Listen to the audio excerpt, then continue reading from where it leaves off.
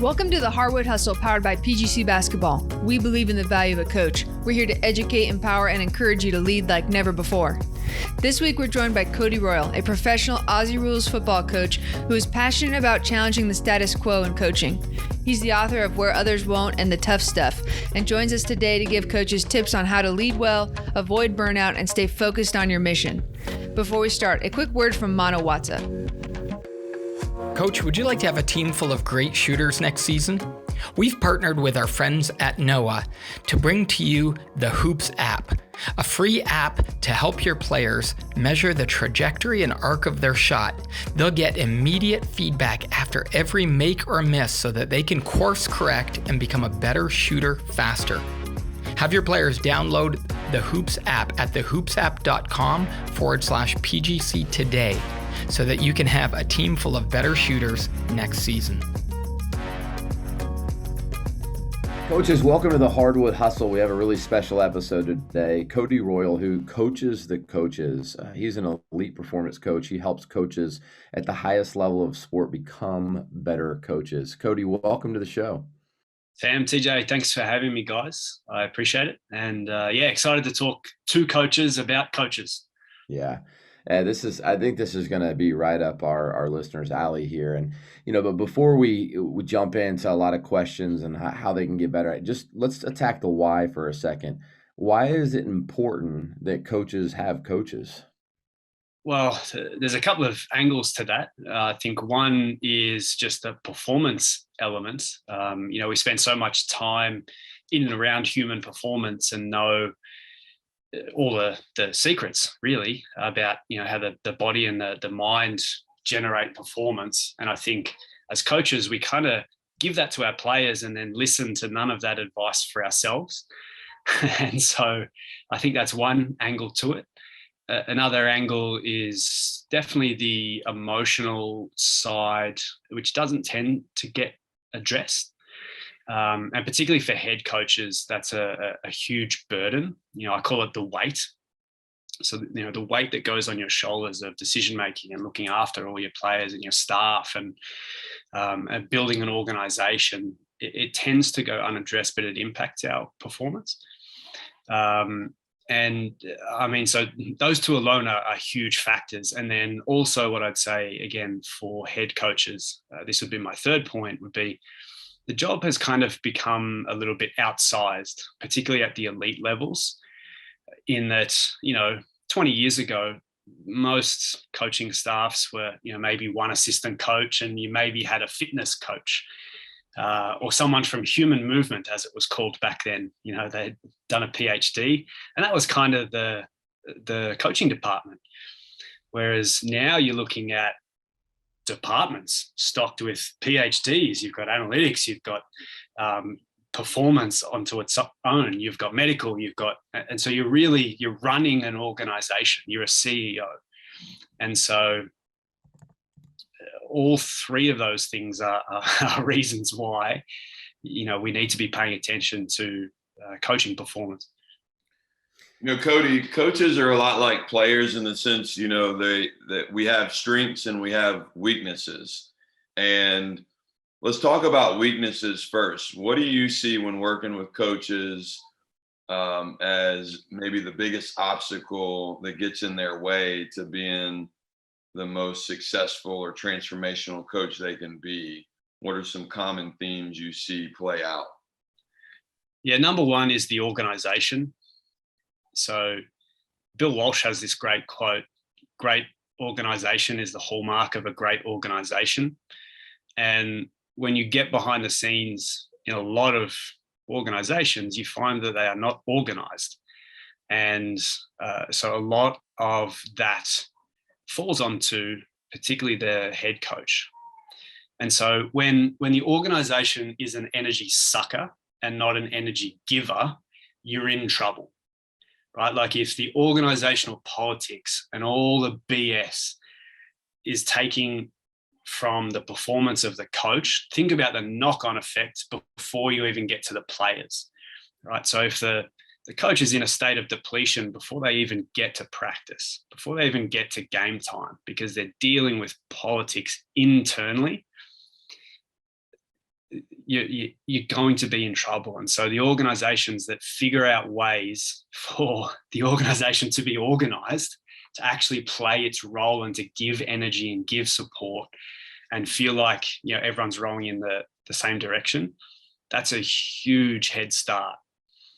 And so, again, I'm just talking really about the organization to coach relationship, but then think about the knock on from coach to player if that coach is already depleted because of what they've had to go through. So that would be the biggest one. Yeah. And I guess to add on top of that, again, I talked about, emotion before, Sam, but that would be the second one. How much emotion coaches take on from other people. They take things away from them. That's why I call it the weight, is it becomes this physical weight, but it's driven by emotion. So you can't see it, but actually you can physiologically change someone when you take their emotion. They give their energy to you, negative energy, positive energy. As coaches, we tend to take all of that energy from all of our staff, all of our players onto ourselves. And that's kind of the starting point. And so if you're not prepared for that, you're not going to be anywhere close to your optimum. And Cody, I'm going to jump in here, and I think you have so many great insights to share. And so I'm thinking about what you're saying about the weight and the burden and being in that position of a head coach. And how does a coach who's in a position with all the expectations on them, especially at the highest levels, but even a high school coach would resonate with just feeling the burden of, multiple teams and parents and the organization, like you said, assistant coaches and everybody's in a different spot. How does a head coach self-correct as they're navigating this landscape? Because you don't go into the position knowing it all. That's a beautiful thing. A beautiful thing of coaching is you're on a journey as a coach. You're getting better. You're trying to become that leader that you aspire to be. So how does a coach get there? How do they get the feedback they need? Yeah. Hi, Lisa. I didn't say hello to you earlier. That's a great question. I'll say here, I actually don't believe it's about self-correction. I think it's about community correction. And so, my role right now is essentially, you can call me whatever you want, but a mentor. I prefer, I'm a head coach myself, or have been for a decade. And I now coach coaches the same way that I used to coach players. And so when you take that third party perspective, you can guide people's awareness towards things that are either shortcomings or opportunities for them to help correct. Like you could handle this in a particular way, or let's go and research what other organizations around the world are doing about recruiting, self-care, organizing themselves. Is there new ways that they're trying to get rid of departments and have generalists and have people do multiple things? Whatever it may be, I think having a partner in that is shown to be effective. We as coaches know that because we coach other people. We guide their awareness to, here's some opportunities for you to improve this. And so we know the power of that. And if you can get, multiple people supporting that, that's what I mean, community. If you can get the AD, if you can get a mentor, and you can get maybe an assistant coach, now you're starting to be on the right path where everyone's supportive of the same things. And how great to have someone in your team that might walk in and go, you know what, you look really tired. Why don't you go home and have dinner with your family instead of watching film? That's what I'm talking about. Like, that's a great team. And that's going to make our coaches a hell of a lot better than watching that extra video, I believe. Yeah, Cody, I totally agree. And I think this is a really hard one for coaches because they feel like they've got to outwork the neighbor. They got to do more than the person next to them. And you hear coaches talk all the time about the grind. I got to keep going and I got to outwork people. I want to ask this question. I might even need help asking this question because I'm trying to gain clarity. I think this is super helpful. If we were to reverse engineer this, and so what does the coach need to be? At the end of the day, they need to be, I heard you say earlier, just fueled and ready to go, right? I mean, like, what is the peak state? Like, where are we trying to get the coach ready to go? And then if we were to work our way backwards from that and we were to say, gosh, here are the things that get in their way, because I think coaches all over the country are just getting burnt out. I mean, you keep hearing this where coaches are just tired and they're walking away because there's so much on their plate. And I love that quote that the organization is a sign of a good organization. And I think a lot of coaches feel like, I just don't have enough time. I just don't have enough resources. I just don't have enough. Those are the things you continually hear coming out of their mouth. Yeah, well, so I'll actually loop on to what you're talking about there, TJ, and say, if we completely obliterated coaching and tomorrow we had to start again based on modern evidence, what we know of coaching and what we know of human performance, what would come back would look nothing like what we are doing now. Right? So that all the research is there, particularly the military do really strong research. Sometimes it never sees the light of day to the average person like us, but the really good research into neuroscience and the psychology of leadership and putting leaders in a position to use their primary skills. And so, they're talking about having generals in, that have their cognitive resources available to them when they need to make key decisions. And I don't particularly like military. I don't like using military because sport is not war. And I hate war analogies for sport. But when you look at how they're trying to organize their leaders to do the work that they need to do, they do it very differently. They've changed the guidelines around sleep. They've changed the guidelines around mindfulness. They've told, the army in particular have changed their guidebook and told people when to take naps, how long to nap for, so that they can be in an absolute optimum state to make decisions and communicate and be aware of what's going on around them.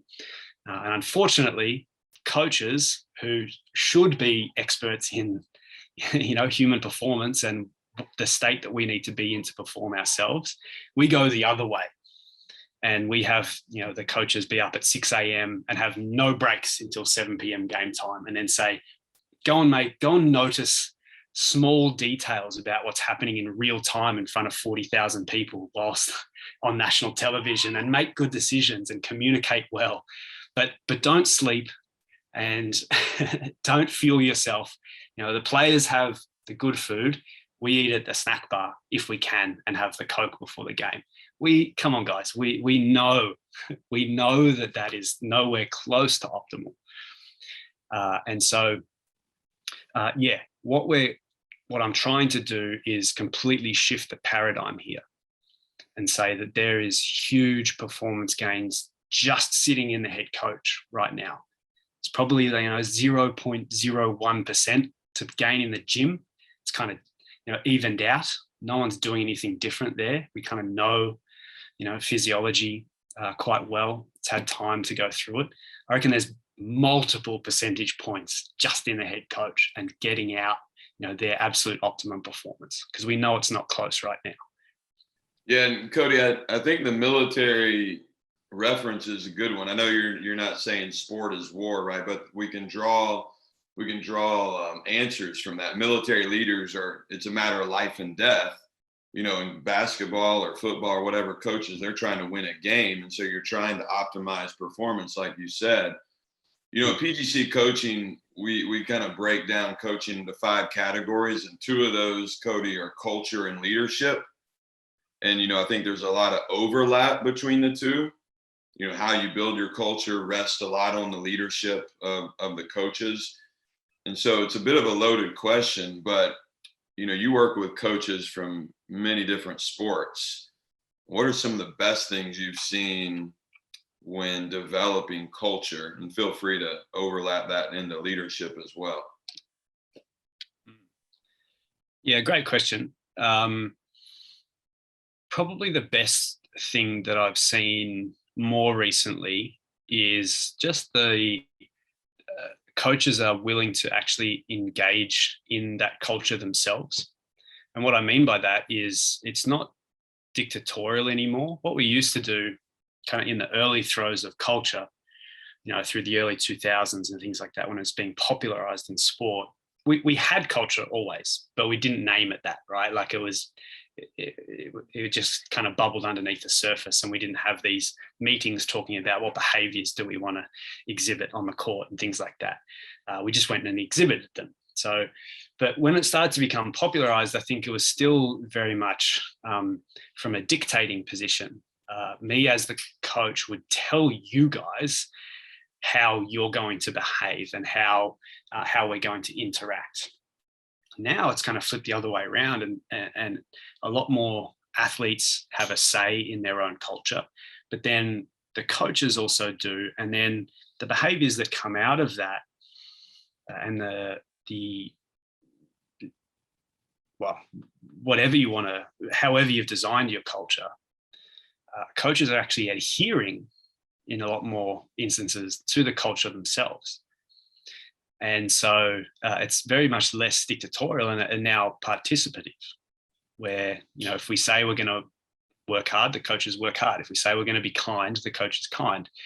And so that's the way to do it, because as the key to the power dynamic that the head coach is, right? You make everything tick and everyone's following you and behaving like you behave. If we're exhibiting the behaviors and the culture that we say we're a part of, it's just extra fuel to the fire for the rest of the organization to follow along. And again, this ties back into what we're talking about earlier. I would love us to do that in the performance elements as well. This is why it shouldn't be a stretch for too many coaches. It's like, we keep our athletes in a great state of performance so that they can perform at their optimum. And we send them home to sleep and nap and eat well. And so us buying into that, that's still a cultural element. It's still part of the culture. I'm just asking the coaches to participate in that too. Cody, my question is, when thinking about, so many coaches who get into it, are doing it for the right reasons, and they want to be the great coach. They want to be transformational, but they battle with some insecurities. They battle with some confidence issues, and maybe it comes out as overconfidence, and you never know that they have a deep insecurity. But how would you encourage coaches? Maybe they experience that imposter syndrome. Like, how am I supposed to be coaching these professionals or these college players when I never played at this level? Or, they want to do a good job and they're eager to get better. And I know we have a lot of coaches, in our PGC coaching membership that are asking all the right questions. And sometimes it's like, it's just a journey, and you're just going to have to move along in the best ways possible. What do you say to those guys, or how do you help them build their confidence and just being where they are right now and being on that growth journey? So I'll give you a couple of examples, and then I'll tell you how I work on it. So I wrote about these in the Tough Stuff, and I'll give you the two examples from the book. So the first is Hugh Jackman. So, if you don't know Hugh Jackman, one, you should. He's an icon from where I'm from, Wolverine, but he's also someone who's extremely accomplished in basically all of the forms of drama, right? Like he's won, I think, maybe an Academy Award away from the EGOT, right? Which is Emmy, Grammy, Oscar, Tony. So there's only X amount of people who've ever won all four. So like, this is an otherworldly performer, stage, screen, singing, dancing, like you name it. And he's on an episode of Tim Ferriss's podcast, and he talks about his imposter syndrome at going on Tim Ferriss's podcast. So this is one of the greatest performers on the face of the planet. And he was intimidated to go on a podcast with Tim Ferriss. And he talks through, kind of the thoughts going through his mind about like people don't want to listen to you talk about, what you do on Tim's podcast. And so, and I don't think that's humility. I think that's genuine. And so Hugh Jackman has imposter syndrome. So that's one. Now, I'll give you a sporting example. Is Eric Spoelstra has talked about his imposter syndrome. So again, we can take a basketball example for your listeners. And when he's spoken about it, he's talked about how it actually didn't go away. In fact, it got worse when the Heat signed LeBron and Chris Bosh. And it only really went away when LeBron left and he started doing more work on himself. And so the titles didn't make it go away. So there's a lesson in that for us all. If you're at community level, age group level, elite level, winning championships is probably not going to make this imposter syndrome disappear. It didn't for one of the great coaches of our time. And so I think acceptance is part of it, and actually community is part of it.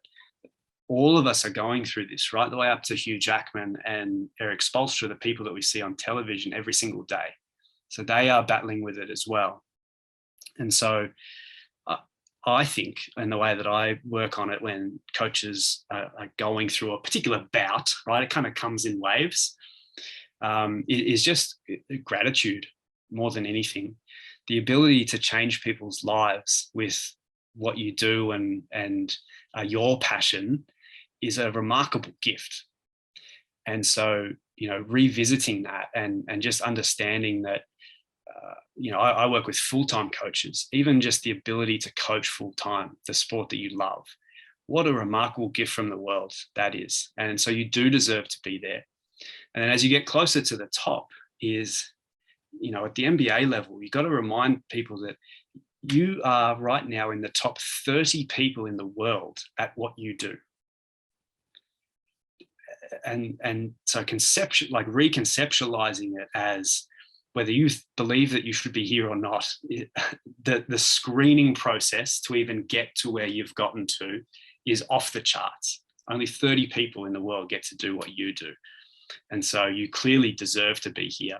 And so you can take a little bit of confidence. That goes right down the chain, right? NCAA level, high school level, still, there are so many people wanting to do it. So many licensed people. We have too many coaches on planet Earth right now in basically every sport. And so the fact that you've gotten to where you've gotten to, you do deserve it. And so that's a long answer to a pretty short question, but I think everyone is dealing with it, and it's okay. Talk to someone about it, because they've probably gone through it, whether it's in sport or another category, being on stage. And then also, maybe just take a step back and say, it's great that I get to do this at the high school level, at the college level. It doesn't matter. What a wonderful gift to just be able to change people's lives. Yeah, that's puts things into perspective. That level of gratitude, just being able to have somebody call you coach is a great honor. Because you get to be an impact in their life. Cody, talking just on the imposter syndrome, just in general, is that a reason, and what other reasons are there that coaches don't get better? Do coaches not reach out because they're afraid they're not good enough? Their ego is in the way, where they don't want people to tell them what they're not doing well? I'd love to hear your thoughts on reasons that coaches don't actually improve and get better. Yeah, I would say the major one is still the organization. The organization becomes a handbrake. And so that is generally the first thing that gets worked on in my line of work. So how do we kind of optimize that? So I've talked about that, so I'll move on. But I just want to be clear, we need to be setting up our teams, our whole structure around our teams a lot better to help our coaches. Cody, let me ask you this. Are there people that just are there a lot of coaches, I think at any level, that don't actually search for the resources or reach out to somebody like you to get better in the first place? Do you think there's a barrier or a wall there?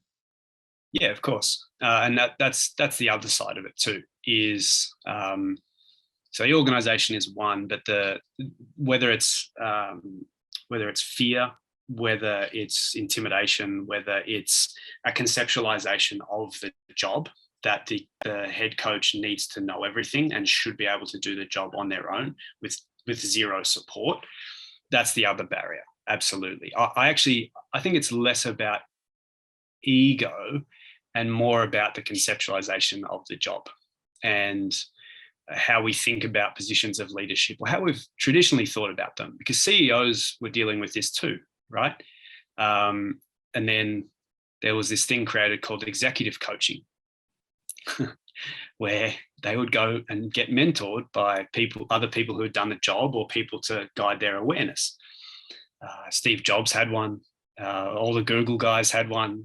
Anyone who's anyone that you know as the CEO has an executive coach. And so there are people in similar positions of leadership that are seeking out others to either question them or guide their awareness or help research for them or help them make key decisions. And so I don't think we should be afraid to ask for help. And there are a lot of people that are available to help now, both internally, psychologists, sports psychologists and things like that, but also externally, if you want a third-party perspective who's not tied to the organizational politics, like myself, but there are plenty of others like me. And so, whatever is getting in the way, whether it is the ego or whether it's just kind of I should know the answers, put that aside and find another coach who can help you get through whatever you're needing to get through. And it may only be a period of time too, TJ. That's the other thing. It doesn't need to be an ongoing relationship. It might just be someone to help you get through a rough patch personally. It might be, we've had our first child. And so it's been a particularly rough, 4 months learning to be a parent and trying to coach, right? So I can only imagine people that are coaching a team going through that. So maybe you can get someone to help you for the first 6 months of your child's life, just to, make sure you're on top of things, and then you're back off to the races. Right? And so it doesn't need to be forever either.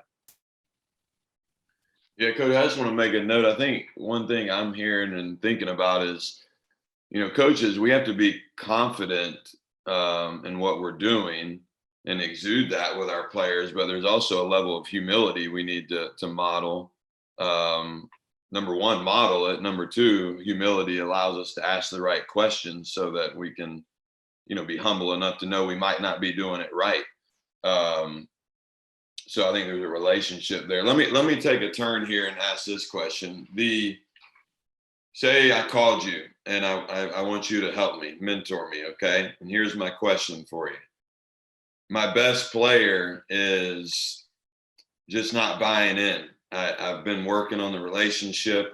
For some reason, I can't reach him or her, and they're not buying into their role as, a leader or to our culture, to showing up in a way that helps model it for the other players. And there's just challenges with my best player. How would you guide me and mentor me in that situation? Yeah, well, I'll use so from a basketball perspective, that's a particularly pointed question in that one player can change a game, right? So I actually come from the opposite. There's 18 players on the field in my sport for my team, and another 18 from the other team. So there's 36 people out there. And so the superstar doesn't have the ability to change a game like in basketball. But my first port of call would be to start afresh in terms of what questions you're asking that person.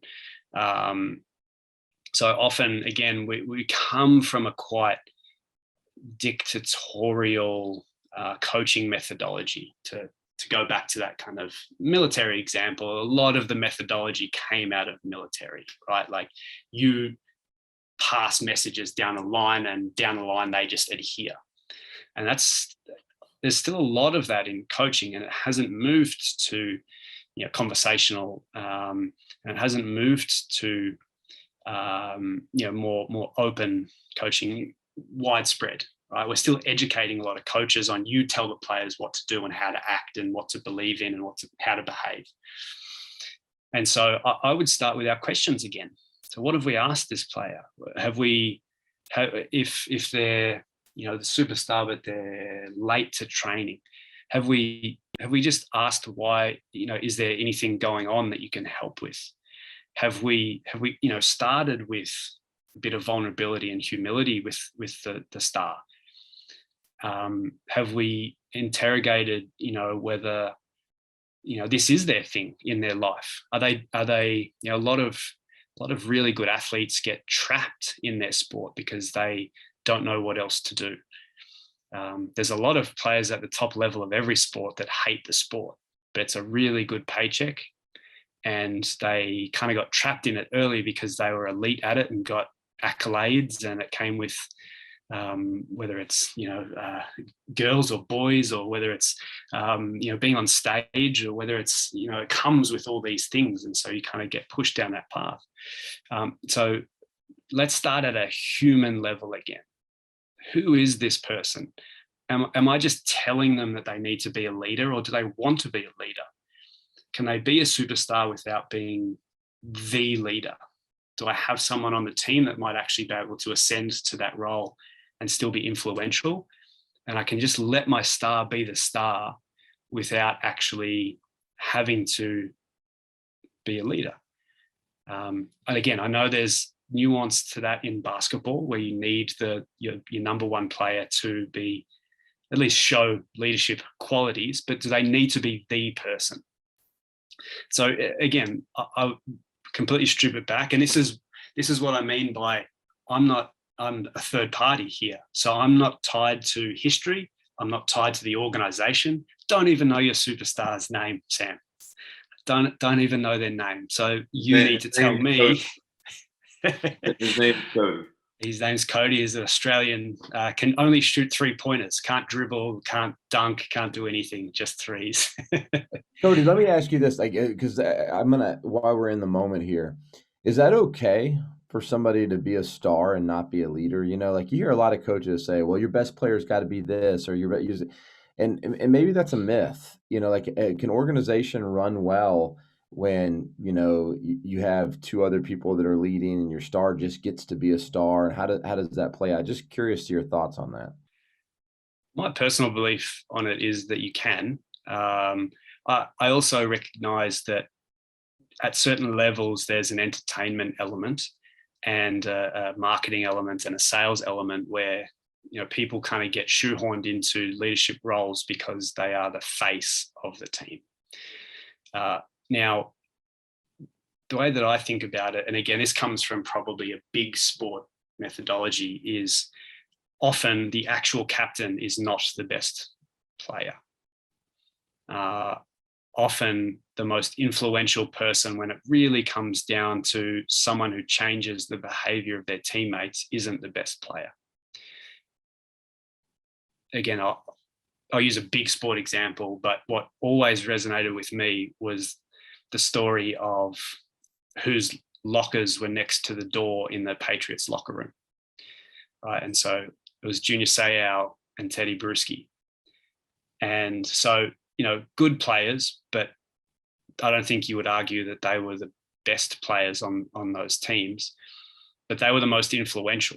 And so the story goes, if you were late, if you left early, if you didn't pick up your tape, if you didn't take care of whatever you needed to take care of in that locker room, you needed to go past those two guys to get out or to get into the locker room. And they would give you strife if you hadn't taken care of your business. And so that's one example. Their whole organization is built that way. But to me, that suggests that we can build leadership around the people that are actually leaders and the people that actually change people's behavior, and not necessarily the Tom Brady figure. Maybe we can just let him just be him and not have to assume that responsibility. But again, there's nuance to it. Cody, when you set out to write your books and you were thinking about coaches and you were probably getting, morphing into this role that you're in now, you probably heard a lot of feedback, and I'm just curious what you found is resonating with coaches, maybe, what was a few years ago versus what is hitting them now. Where are you concerned and really hoping to serve coaches, because you're seeing that and you're hearing that feedback, and I know what you're passionate about with Twitter is just helping coaches like we are, great coaches, stay in the game, and not seeing them get burnt out, not seeing them leave. So what's resonating, and what do you thinks would serve coaches right now from what you've heard? Yeah, so I mean, I didn't set out to do this. I was very happily coaching my team. I had been with them for 10 years. And so I had the golden ticket. It was my players, my culture, my game plan, my everything. And then, I had a player take his own life about 3 months before our World Cup. And so and then COVID hit the month after that. And so, that led to writing the tough stuff and kind of changed my career path.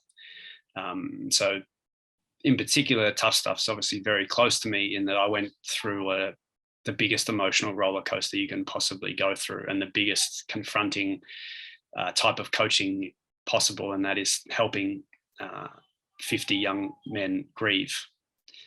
And so,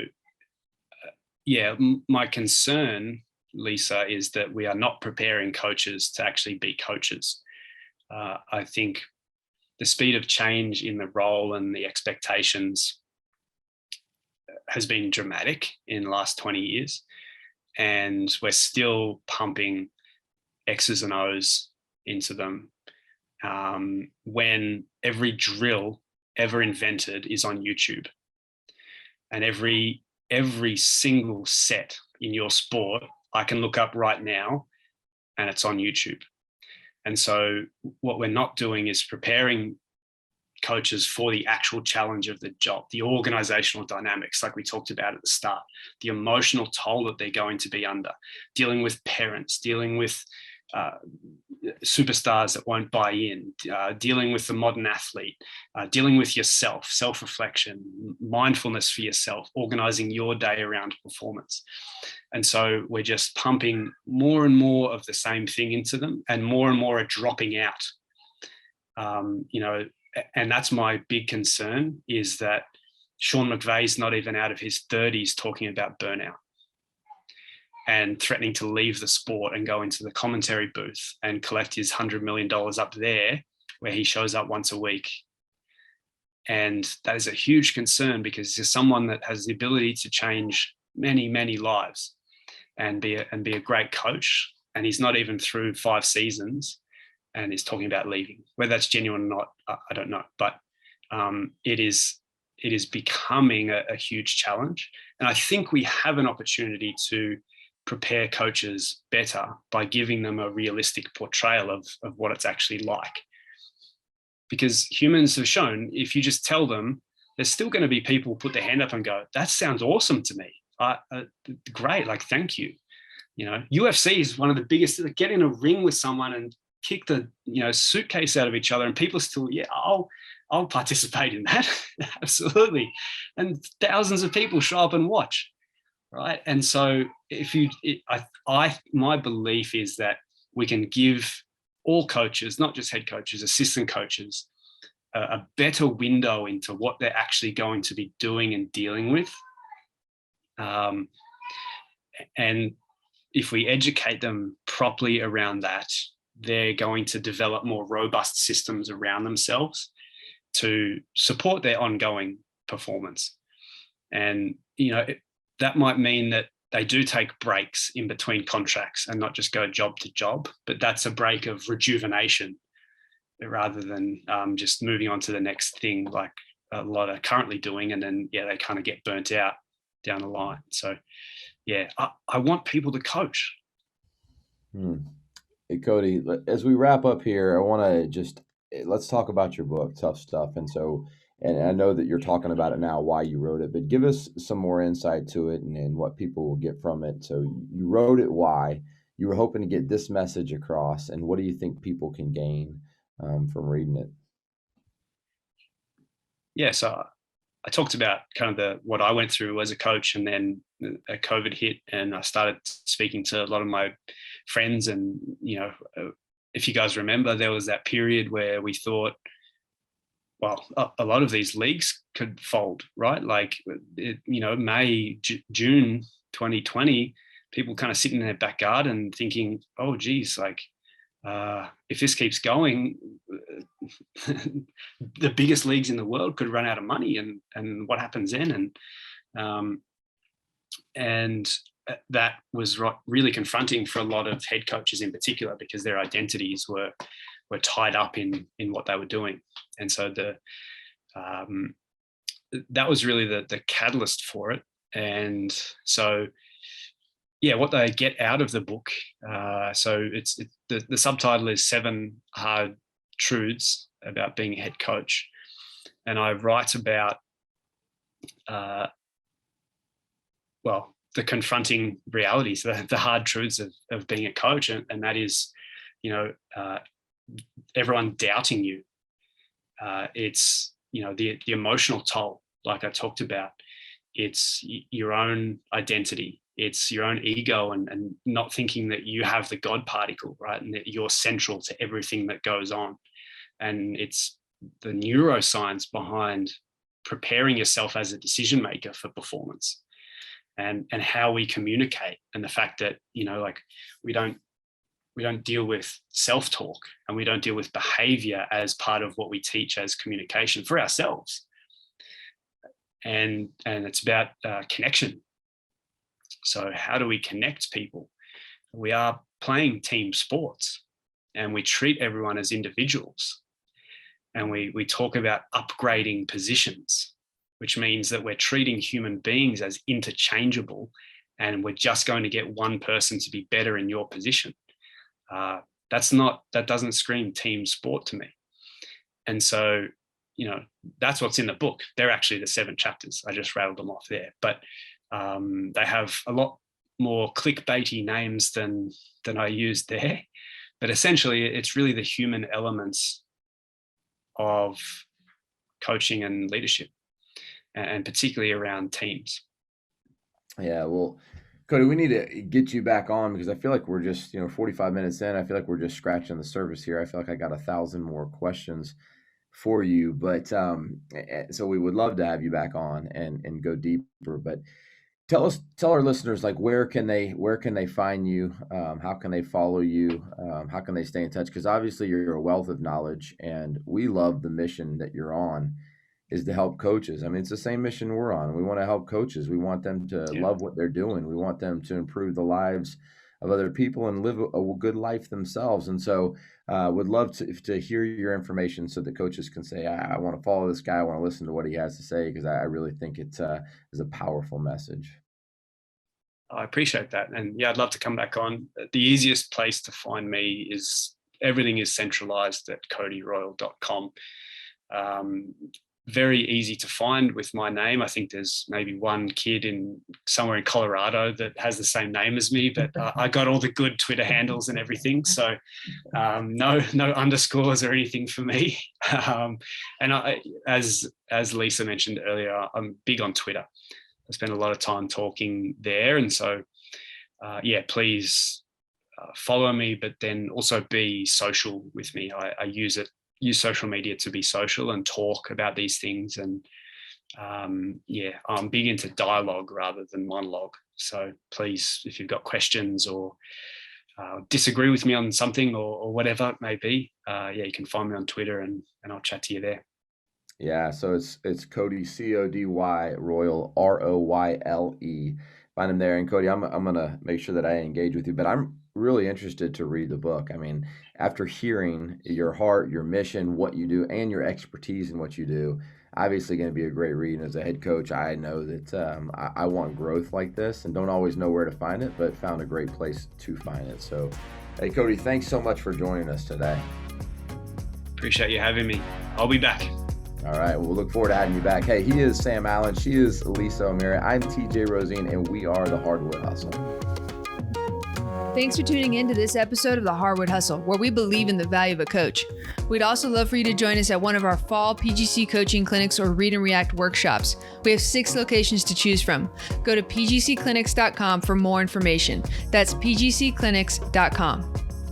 From the Hardwood Hustle team, thanks again. We can't wait to be with you again next week.